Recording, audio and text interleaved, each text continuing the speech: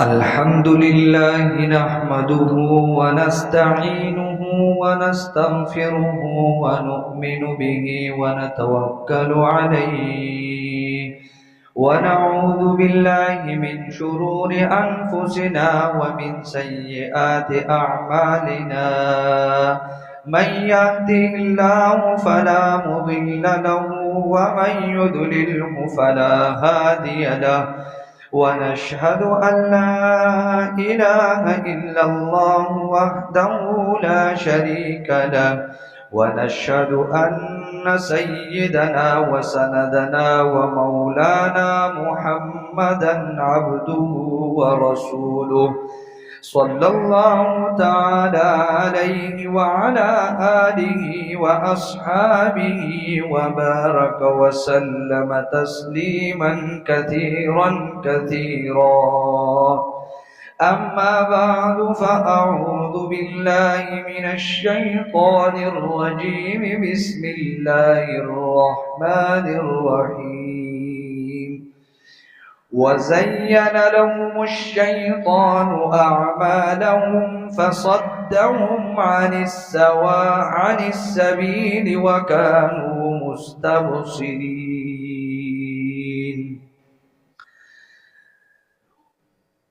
صدق الله العظيم عن أبي هريرة رضي الله عنه أن رسول الله صلى الله عليه وسلم قال حجبت النار بالشهوات وحجبت الجنة بالمكاره.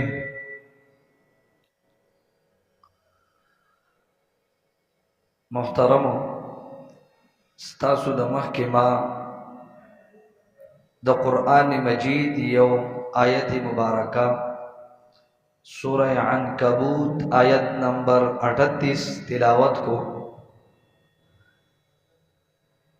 چپہاگی کی اس میں اللہ تعالیٰ جو ہے نا بیان فرماتے ہیں وَزَيَّنَ لَهُمُ الشَّيْطَانُ أَعْمَالَهُمْ فَصَدَّهُمْ عَنِ السَّبِيلِ وَكَانُوا مُسْتَبْصِرِينَ.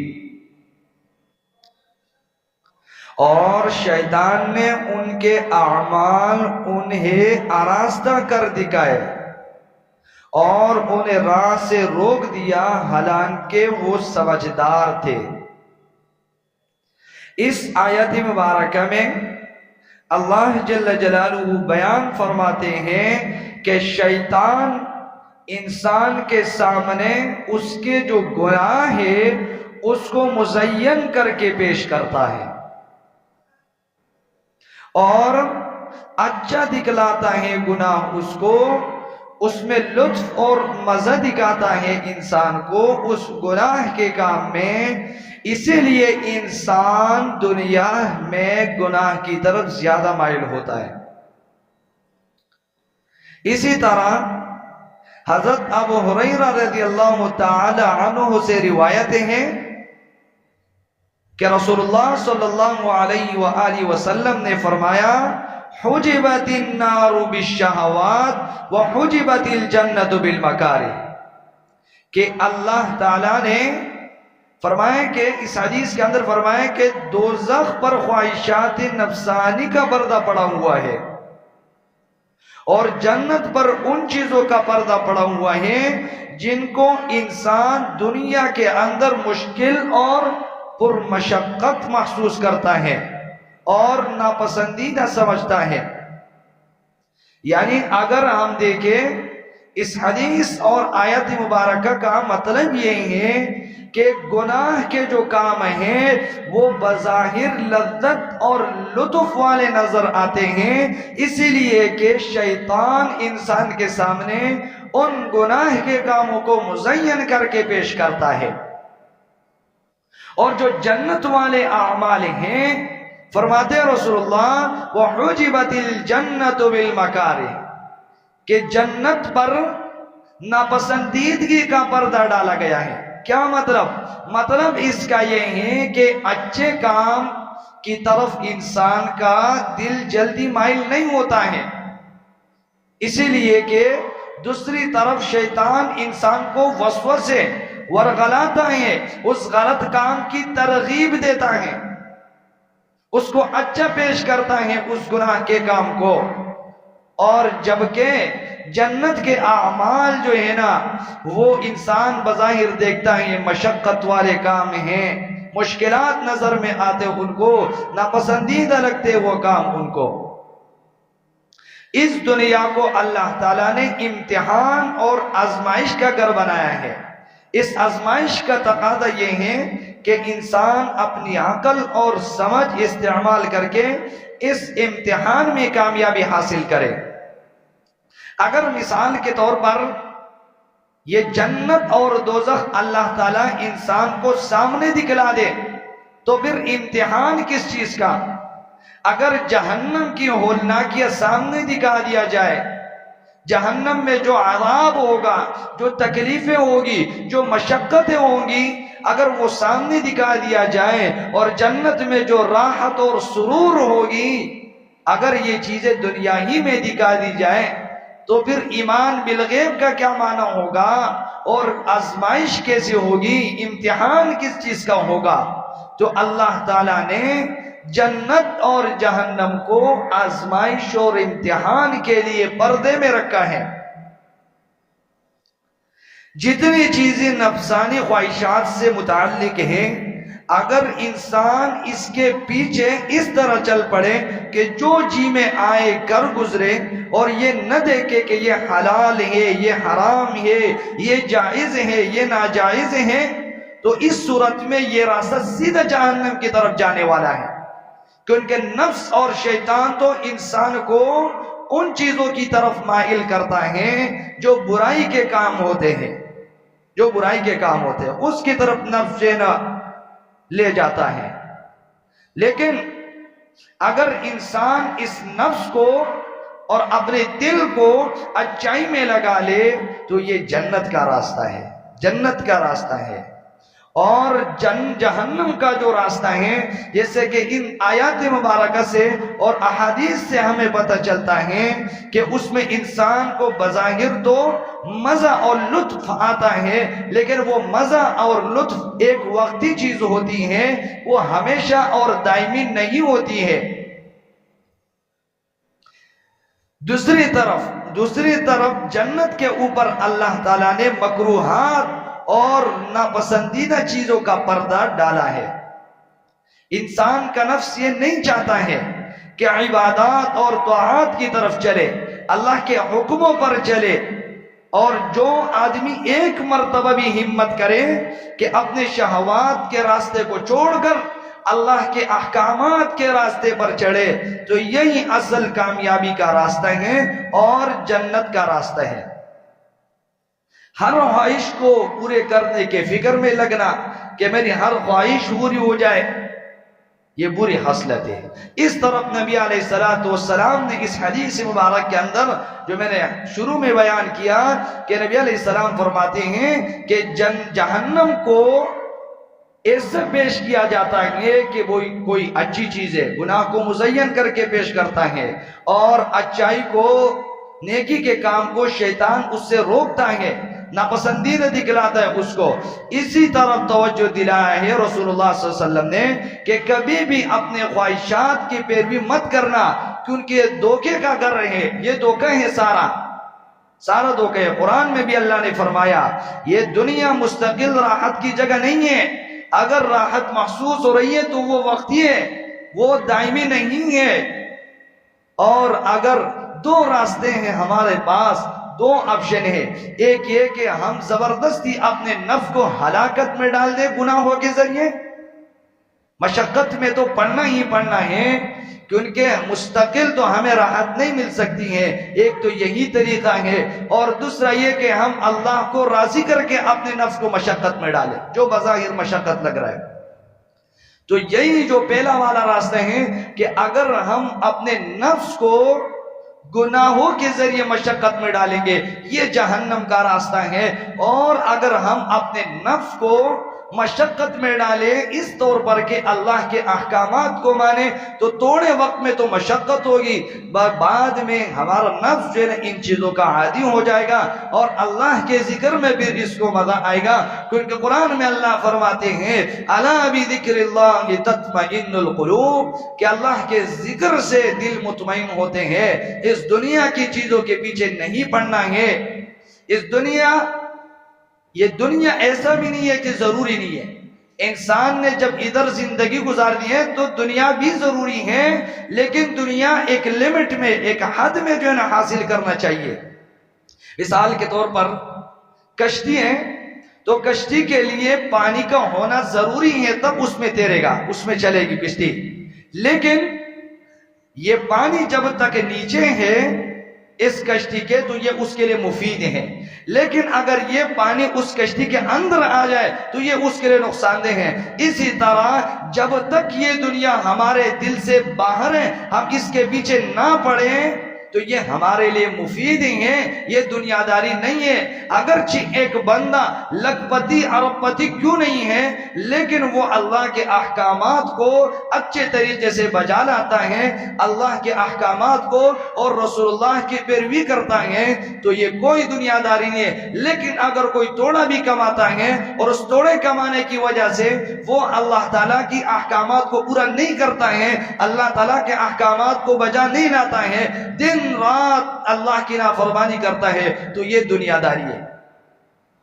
جیسے اس کشتی کے لیے یہ پانی مضر ہے کہ اگر وہ اس کے اندر چلا جائے، ایسے ہی اگر یہ دنیا ہمارے دل میں آ جاتی ہے، اس کے پیچھے ہم پڑ جاتے ہیں، ہم اپنے خواہشات کے پیچھے پڑ جاتے ہیں، تو یہ ہمارے لیے ضرر ہے اور خسارے کا سبب بنے گا۔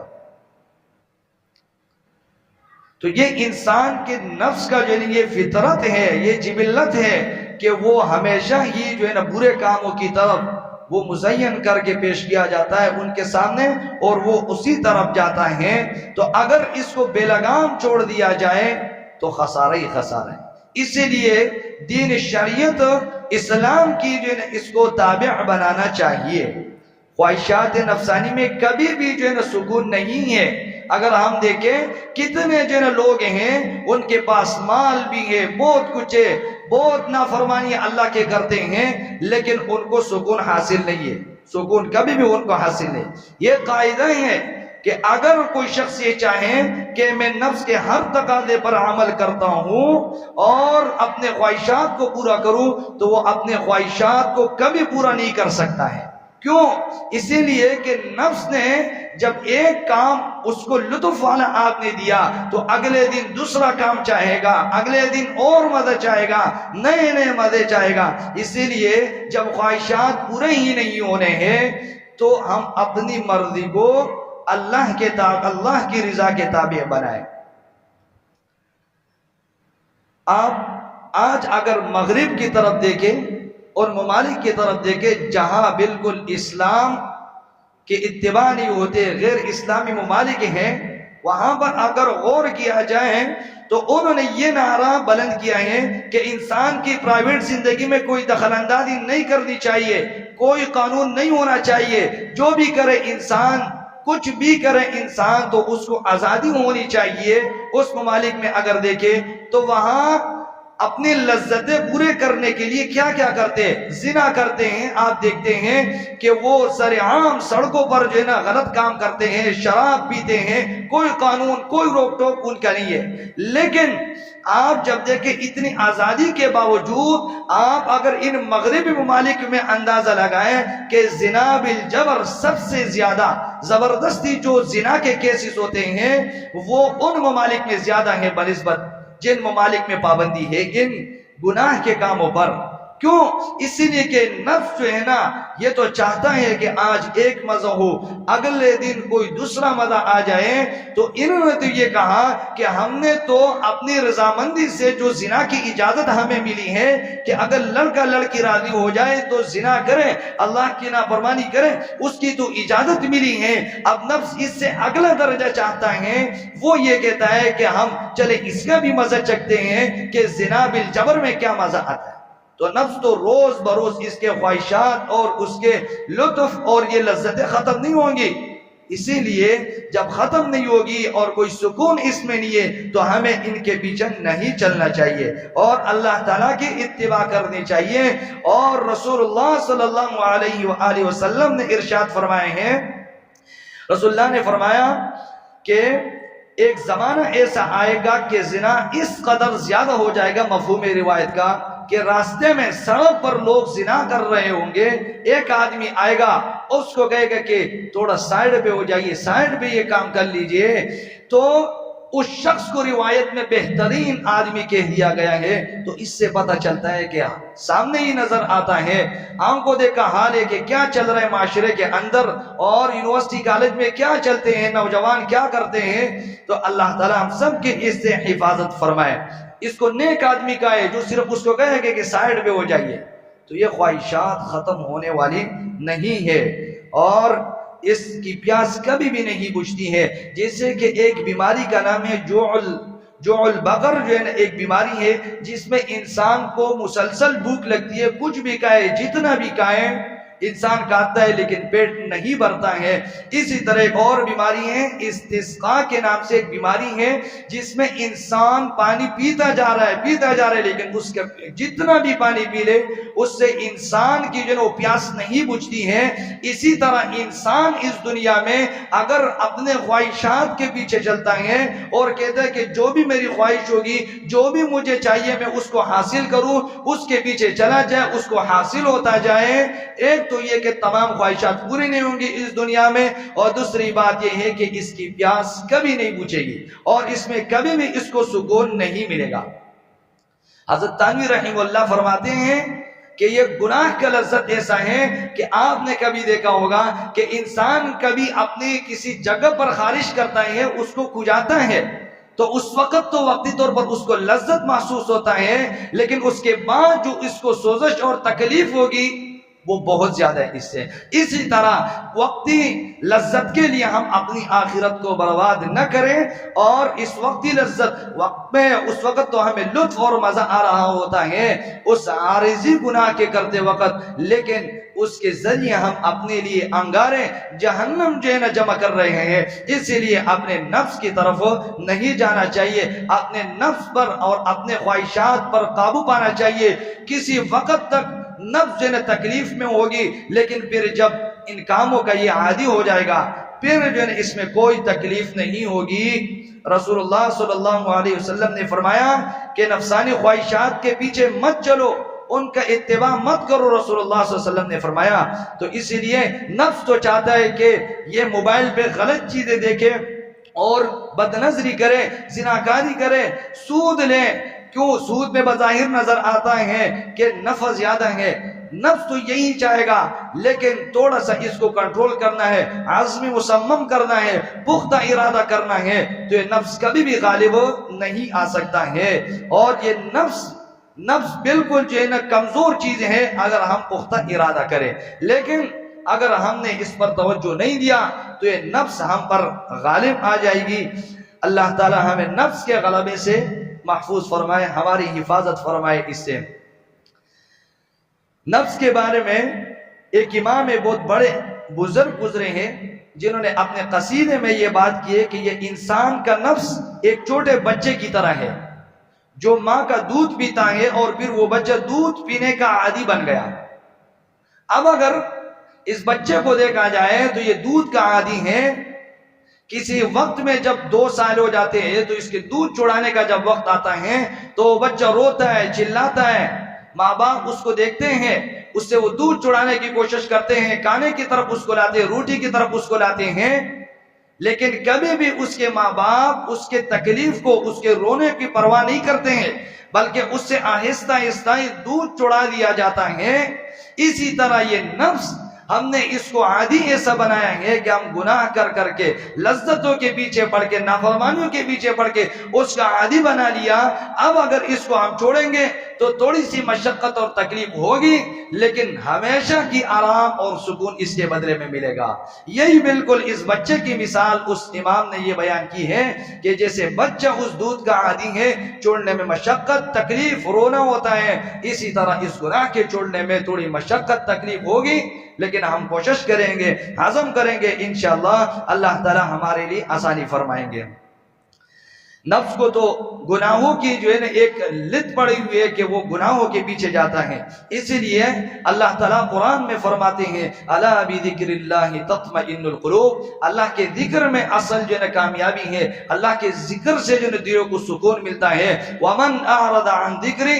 جو بھی قرآن مجید سے اللہ کے ذکر سے اعراض کرے گا فَإِنَّ لَهُ مَعِيشَةً ضَنْكَ، اس کی معیشت بھی تنگ ہوگی۔ معیشت کے حوالے سے مختلف تفاسیر جو ہے نا منقول ہے کہ اس کے بعض مفسرین فرماتے ہیں کہ اللہ کے ذکر سے اعراض کے نتیجے میں جو معیشت تنگ ہوگی مطلب عذاب قبر ملے گا، اس میں تکلیفیں اس کو ملے گی۔ بعض مفسرین نے اس کو ظاہر پر محمول کیا ہے کہ معیشت تنگ ہوگی مطلب یہ ہے کہ دنیا میں مال و دولت میں، سکون میں، راحت، یہ چیزیں ان کو نہیں ملے گی۔ اہل اللہ کو جو سکون ملتا ہے اللہ کے فرما برداری میں، وہ اس نافرمانی میں کبھی بھی وہ سکون حاصل نہیں ہوتا ہے۔ اس نافرمانی کی مثال ایسے ہیں، وقتی لذت ہے بالکل جیسے شہد کے اندر کوئی زہر ملا دیا ہو، اس وقت تو مزہ آ رہا ہے لیکن ہمیشہ کے لیے سلا دیا اس کو، ہمیشہ کے لیے اس کو برباد کر دیا۔ ایسے ہی گناہ اس وقت تو شہد کی طرح میٹھا لگتا ہے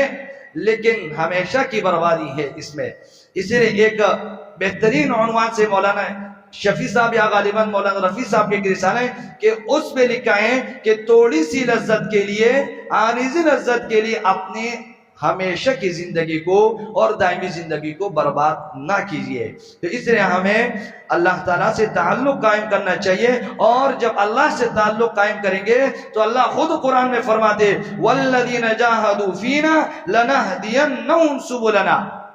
جو بھی ہمارے راستے میں مجاہدہ کریں گے، اپنے نفس کو روکیں گے، خواہشات سے، گناہوں سے روکیں گے، اللہ تعالیٰ فرماتے ہیں لَنَهْدِيَنَّهُمْ سُبُلَنَا۔ لَنَهْدِيَنَّ کا علماء کرام نے ترجمہ کیا ہے، فرماتے کہ ہم ان کے ہاتھ پکڑ کر لے کے چلیں گے، یعنی اللہ تعالیٰ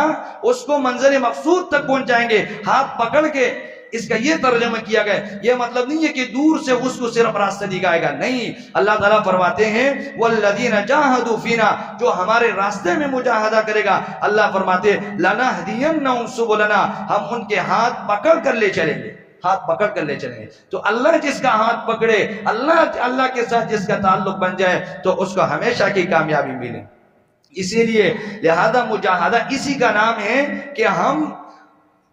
عزم مصمم کریں کہ ان گناہوں، ان خواہشات کے پیچھے نہیں جائیں گے۔ اور اسی کے حوالے سے ڈاکٹر عبدالحی صاحب قدس سرہ یہ شعر جو ہے نا پڑھا کرتے تھے کہ آرزوئے خون ہو یا حسرت پامال ہو، اب تو اس دل کو بنانا ہے تیرے قابل مجھے، یعنی چاہے جتنے بھی خواہشات، چاہے جتنے بھی آرزوئے حسرتیں میری ختم ہو جائے، اب تو اللہ کے قابل ہم نے بننا ہے۔ اللہ تعالی ہم سب کو جو ہے نا اللہ تعالیٰ کے ساتھ تعلق قائم کرنے کی توفیق عطا فرمائے۔ آپ دیکھیں ماں کو جو ہے نا، جب ماں ہوتی ہے والدہ، بچہ رات سردی کے موسم میں رات کو جب اس کے بستر پہ پیشاب کرتا ہے، وہ ماں اس تکلیف کو برداشت کر کے اڑ جاتی ہے وہ، اور اس کے بستر کو صاف کرتی ہیں، اس کے کپڑوں کو تبدیل کراتی ہیں۔ وہ کیوں؟ اس لیے کہ اس ماں کو اپنے بچے سے محبت اور پیار ہے، عشق ہے اپنے بچے سے، اور وہ پیار کرتی ہے اپنے بچے سے، اس لیے وہ ایسا نہیں کرتے کہ اپنے بچے کو وہ چھوڑ دیتی ہے، بلکہ اس کو اٹھا دیتا ہے بچے کو، اور اس کو صاف ستھرے کپڑے پہنا دیتی ہے۔ اسی طرح چاہیے کہ ہم اللہ سے محبت، اللہ سے تعلق قائم کریں۔ تو یہ فجر کی نماز ہو گئی، عصر کی نماز ہو گئی جن کی خصوصاً تاکید آئی ہیں، تو کوئی بھی گناہ کے کام چھوڑنے میں ہمیں مشقت نہیں ہوگی، کیونکہ محبت ہونا چاہیے۔ مختلف کتابوں میں لیلا اور مجنون کا جو واقعہ ذکر کیا گیا ہے، تو جو مجنون تھا وہ کیسے ان کے لیے مشقتیں برداشت کرتا تھا۔ وہ کہتا تھا کہ میں لیلا کے لیے دودھ کے نہر جاری کروں گا، وہ نہر کوتا تھا، لوگ کہتے پاگل یہ کیا کر رہے ہو، وہ کہتا تھا کہ نہیں، بس میں نے لیلا کے محبت میں یہ کرنا ہے، چاہے جو بھی مشقت ہو۔ تو اللہ کے ساتھ اگر محبت والا جو ہے نا تعلق قائم ہو جائے تو پھر ہمیں کوئی بھی کام، کوئی بھی دنیاوی لذت، یہ چیزیں جو ہے نا کوئی کام نہیں آئے گی اور اس میں دل نہیں لگے گا۔ پھر صرف اللہ کے ذکر میں، اللہ کے ساتھ تعلق قائم میں انسان کو مزہ اور لذت آتا ہے۔ صرف اللہ کے ساتھ جو ہے نا وہ تعلق قائم کرنا چاہیے۔ تو مولانا رومی جو جنہوں نے مثنوی لکھا ہے وہ فرماتے ہیں کہ جب محبت پیدا ہو جاتی ہے تو کڑوی سے کڑوی چیز بھی پھر اچھی معلوم ہوتی ہے اور میٹھی معلوم ہوتی ہے. اسی لیے اللہ تعالیٰ سے تعلق قائم کرنے کی کوشش کرنی چاہیے. اب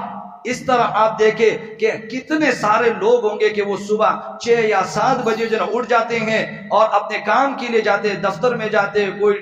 دیہڑی کے لیے جاتا ہے, اپنے کام کاج کرتے ہیں, اور بعض پھر رات کو جو 6 بجے آتے ہیں, 7 بجے. بعض تو ایسے لوگ ہوتے ہیں کہ اپنے بیوی بچوں کو صبح وہ سو رہے ہوتے, وہ چلے جاتے ہیں کام پر, اور رات کو پھر جب وہ دوبارہ سو جاتے ہیں ان کے بچے آ جاتے ہیں. یہ مشقتیں اور تکلیفیں برداشت کرتے ہیں. کیوں؟ تنخواہ سے محبت ہے, آخر میں تنخواہ ملے گی, آخر میں پیسہ ملے گا, اسی لیے اس تنخواہ سے محبت کی وجہ سے وہ یہ مشقتیں برداشت کرتا ہے. اسی طرح اگر محبت جیسے ہم نے ان چیزوں سے, دنیاوی چیزوں سے محبت پیدا کی ہے, کوئی بھی مشقت اور تکلیف ہمیں جو تکلیف نہیں لگتی ہے, ایسے ہی اگر اللہ سے تعلق قائم کیا جائے تو کوئی بھی کا نہ نماز, نہ روزہ, نہ اللہ تعالیٰ کے کوئی بھی حکم, سود سے بچنا, جھوٹ سے بچنا, غیبت سے بچنا, کوئی چیز بھی پھر مشکل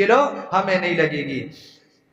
اسی طرح حضرت سفیان ثوری رحمہ اللہ فرماتے ہیں کہ یہ جو بڑے بڑے سرمایہ دار لوگ ہیں, جو بڑے بادشاہ قسم کے لوگ ہیں, اگر ان کو پتہ چل جائے کہ اللہ تعالیٰ نے ہمیں کتنی جو ہے نا سکون عطا فرمایا, کتنا سکون دیا ہے اس علم کی وجہ سے, اس عمل کی وجہ سے, اس کی وجہ سے جتنا سکون عطا فرمایا ہے اللہ تعالیٰ نے, جتنی راحت عطا فرمائی ہے, ان سرمایہ داروں کو, ان بڑے لوگوں کو اگر پتہ چل جائے کہ اس میں اتنی راحت ہے دنیا کے بنسبت, تو وہ ہمارے گلے پر تلوار سونپ دیں گے کہ ہمیں بھی اس سکون سے چاہیے. آپ دیکھتے لوگوں کے پاس بہت پیسہ ہوتا ہے, بہت مال ہوتا ہے, لیکن سکون نہیں ہے, رات کو گولیاں نیند کی کھاتے. لیکن جو اللہ کی جو ہے نا اطاعت کرتا ہے, توڑا ہوگا, اللہ سے راضی ہوگا اس پر. کیوں؟ اس کو پتہ ہے کہ اصل آخرت ہے اور دنیا اصل نہیں ہے. بہت سارے لوگ ہیں اس کو سکون نہیں ہے, کوئی کسی ڈپریشن میں ہے. مغرب میں دیکھے ترقی بے ترقی دنیاوی کرتا جا رہا ہے, مال کی کوئی کمی نہیں ہے, بدکاریوں کی, ان چیزوں کی جو خواہشات نفسانیہ ہیں, لیکن دیکھیں خودکشی کا ریشو سب سے زیادہ ان مغربی ممالک میں ہوتا ہے. کیوں؟ کوئی امید نہیں ہے. ہمیں اللہ سے امید ہے, اللہ سے تعلق قائم کرنا چاہیے, تو کوئی بھی چیز جو ہے نا ہمیں دنیا کے پھر اس ہم پر غالب نہیں آ سکتی ہے. اللہ کے تعلق کو جو ہے ترجیح دینی چاہیے, ان چیزوں کو نہیں دینی چاہیے دنیا کو. یا ایک شاعر, اس کے شعر کا مفہوم ہے کہ یہ نفس جو ہے یہ تو بس ایک لذت چاہتا ہے, آپ اس کو شراب کا عادی بنا دیں, آپ اس کو اللہ کے ذکر عادی بنا لیں. یہ ایک وقت ایسا ہے کہ آپ نے جب اس کو اللہ کے ساتھ تعلق میں لگا لیا تو اس کے ساتھ عادی بن جائے گا, پھر اللہ کے ذکر کے علاوہ کسی چیز میں مزہ نہیں آئے گا. کیونکہ اللہ کا دعویٰ ہے قرآن میں, الا بذکر اللہ تطمئن القلوب. جب اللہ ہی نے فرما دیا تو اللہ کی بات میں, اللہ کے فرمان میں کوئی بھی شک نہیں ہے. ذالک الکتاب لا ریب فیہ, اس میں کوئی شک کی بات نہیں ہے. اس لیے ذکر اللہ کی طرف جو توجہ دینی چاہیے اور اپنے نفس کو کچلنے کی کوشش کرنی چاہیے کہ اپنے نفس کو کچلے, جو خواہشات ہم سے چاہتا ہے اور اس کی پیروی ہم نہ کریں بلکہ اللہ تعالیٰ کی پیروی کریں. رسول اللہ صلی اللہ علیہ وآلہ وسلم کی ایک روایت کا مفہوم ہے کہ ایک انسان, اس کے گناہ کرنے کا دل چاہ رہا ہوگا کہ وہ بدنظری کرے, لیکن وہ اپنے نفس کو کنٹرول کرے گا, وہ اس بدنظری سے بچے گا, تو اللہ تعالیٰ اس کے بدلے ایمان کی حلاوت اس کو نصیب کرے گا, ایک مٹھاس نصیب کرے گا. اسی طرح یہ صرف بدنظری پر نہیں ہے, یہ کوئی بھی برا کام اگر انسان کو موقع مل جاتا ہے اور وہ اس کام سے رک جاتا ہے, اللہ تعالیٰ اس پر ایمان کی حلاوت نصیب کرے گا, اللہ اس کے لیے جنت جو ہے اس کو نصیب کرے گا. قرآن میں بھی اللہ فرماتے ہیں کہ جس نے اللہ کے سامنے کھڑے ہونے کی وجہ سے, اس خوف کی وجہ سے گناہ کے کام کو چھوڑ دیا, اللہ تعالیٰ اس کو جنت عطا فرمائے. وَأَمَّا مَنْ خَافَ مَقَامَ رَبِّهِ وَنَهَى النَّفْسَ عَنِ الْهَوَىٰ, کہ جو اللہ کے سامنے کھڑے ہونے کی خوف کی وجہ سے کہ کل کو اللہ کی عدالت میں جواب دینا ہے ہم نے, تو اس کی وجہ سے اگر کوئی گناہ کا کام چھوڑ دیا, اللہ فرماتے اس کو ہم جنت عطا فرمائیں گے. تو اسی لیے جو بھی کام ہم اللہ کے خوف کی وجہ سے چھوڑیں گے تو اس پر اللہ تعالیٰ کا یہی وعدہ ہمیں حاصل ہوگا. اب حکیم الامت مولانا اشرف علی تھانوی رحمہ اللہ نے تصوف کا ایک خلاصہ بیان کیا ہے کہ اس کا مفہوم یہ ہے کہ انسان کو اطاعت کے کام میں، اللہ کے کسی حکم میں انسان کو اگر کوئی سستی ہو رہی ہے تو اس کی اطاعت کرو. مثال کے طور پر نماز ہے تو نماز میں دل نہیں چاہ رہا ہے، سستی ہو رہی ہے تو اس کی اطاعت کرو، اور کوئی گناہ کے کام کے کرنے کا دل کر رہا ہے تو اس سے بچو. یہی تصوف ہے، یہی اللہ سے تعلق بنانے کا اور اللہ تعالیٰ کے جو رضا کو حاصل کرنے کا ایک بہترین طریقہ ہے. دل جو ہے نا، یہ مولانا شفیع صاحب رحمۃ اللہ علیہ فرماتے ہیں کہ دل جو ہے نا، یہ نفس جو ہے نا، یہ ٹوٹنے کے لیے بنا ہے، ٹوٹنے کے لیے بنا ہے کہ ہم اس کو توڑ دیں، ان خواہشات کے پیچھے نہ چلے. جیسے کہ ایک خاص قسم کا غذا تیار کیا جاتا ہے، اس میں سونا چاندی وغیرہ کو صحیح طریقے سے پگھلا کر جلا کر، جتنا زیادہ جلا کر اس کھانے اس چیز میں جو ہے ڈال دیا جاتا ہے وہ زیادہ طاقتور ہو جاتا ہے. جتنا بھی سونے کو جو ہے جلا دیا جائے وہ زیادہ پاورفل اور طاقتور ہوتا ہے. تو شفیع صاحب فرماتے ہیں کہ ایسے ہی انسان جتنا اپنے نفس کو جو ہے توڑے گا اور اپنے خواہشات اور جو ہے نا اس کی پیروی نہیں کرے گا تو ایسے ہی اتنی ہی اللہ کے ساتھ وہ تعلق قوی اور مضبوط ہوتا جائے گا. جیسے اس کھانے میں جتنے جلانے سے جو ہے نا قوت آتی ہے، ایسے ہی اپنے نفس کو جتنے آپ جو ہے نا اس پہ ناگواری گزاریں گے، یعنی ناگواری گزارنے کا مطلب یہ ہے کہ ہم اللہ کی نافرمانی نہ کریں اور جو ہے نا اللہ تعالیٰ کے احکامات کو مانیں، تو پھر جو ہے نا اس میں اتنے اللہ کے ساتھ ہمارا تعلق اور کنیکشن مضبوط ہوگا. اور جس کا اللہ کے ساتھ تعلق اور کنیکشن بن گیا، یہی اصل کامیابی ہے. تو اس لیے ہمیں اپنے نفس کو اللہ تعالیٰ کے بتائے ہوئے احکامات کے جو ہے تابع بنانا چاہیے، نہ کہ جو ہے اپنے خواہشات نفسانی کا، نہ کہ اپنے خواہشات کو جو ہے خدا بنا کر بیٹھے. اللہ کی فرما برداری کرنی چاہیے. اور اب سے ہم سے جو بھی گناہ ہو چکے ہیں، ہم سب یہاں سے ابھی سے ہم عزم کریں کہ اللہ جو کچھ مجھ سے گناہ ہو چکے ہیں، یا اللہ میں اس پہ ندامت ظاہر کرتا ہوں، میں شرمندہ ہوں اس پر، اور میں عزم کرتا ہوں کہ یہ گناہ آئندہ کے لیے میں نہیں کروں گا، اور اب بھی نہیں، مستقبل میں بھی نہیں کروں گا. عزم مصمم کرے کیونکہ اللہ کی رحمت سے بھی نا امید نہیں ہونا چاہیے. اور دوسری بات یہ ہے کہ ہر بندہ اپنے آپ کی اپنی جو ہے اصلاح کی فکر کرے. ہم دوسروں میں گناہ ڈھونڈتے ہیں کہ فلاں تو یہ گناہ کرتا ہے، فلاں یہ گناہ کرتا ہے. بھائی جب انسان خود بیمار ہوتا ہے تو اپنی بیماری کی فکر پہلے کرتا ہے، دوسرے کی بیماری کا اس نے کیا کرنا ہے. تو ہم سب نے سب سے پہلے اپنے آپ سے شروع کرنا ہے کہ مجھ میں جو غلط خامیاں ہیں میں محاسبہ کروں اپنا، شروع سے دیکھوں کہ دن کے شروع میں کیا کیا کام کرتا ہوں، میں دن میں کتنا جھوٹ بولتا ہوں، کتنی غیبت کرتا ہوں، حرام کام کیا کرتا ہوں. یہ ساری چیزوں کا ہم محاسبہ کریں اور اس کو ختم کرنے کی کوشش کریں، فکر کریں. اگر ایسا چلتا جائے تو کوئی اصلاح نہیں ہوگی. اس لیے اپنے ایک ترتیب بنا لے، اکیلے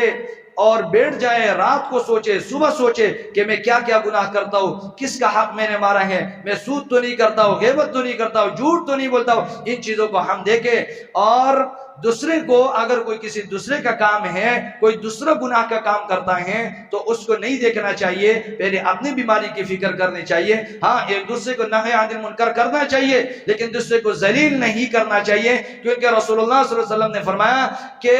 مفہوم حدیث کا کہ جس نے اپنے بھائی کو عار دلایا کسی اس گناہ پر جو اس نے چھوڑا ہے تو وہ اس وقت تک نہیں مرے گا جب تک وہ خود اس کام کو نہ کرے. یعنی اس کام میں، اس غلط کام میں جب تک یہ بندہ مبتلا نہیں ہوا ہے اس وقت تک اس بندے کو موت نہیں آئے گی. اس لیے دوسرے کی جو ہے نا فکر چھوڑے، سب سے پہلے ہم اپنے آپ کی جو ہے فکر کریں، کیونکہ یہ معاشرہ افراد سے بنتا ہے. جب ہر بندہ خود اپنے آپ کو ٹھیک کرے تو صحیح ہو جائے گا. آج کل ہمارے معاشرے میں یہ رواج بن چکا ہے کہ ہر بندہ کہتا ہے میں تو صحیح ہوں، دوسرا غلط ہے. اسی لیے ہم سب کو چاہیے کہ اپنے نفس کی اصلاح کرے. اللہ تعالی ہمیں اپنی رضا نصیب فرمائے اور تمام احکامات کی اور رسول اللہ صلی اللہ علیہ وآلہ وسلم کی سنت کی اتباع نصیب فرمائے. وآخر دعوانا ان الحمد للہ رب العالمین.